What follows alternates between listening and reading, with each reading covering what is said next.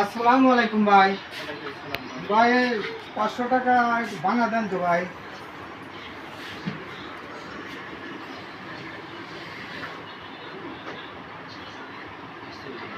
ভাই দেন তো, এই চানাটা জাল না, দেন তো এটি জাল না।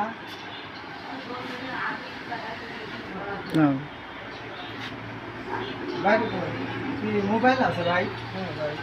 এই কয়টা আছে? আর নাই না ভাই। আচ্ছা ঘড়িটা দেন তো ভাই।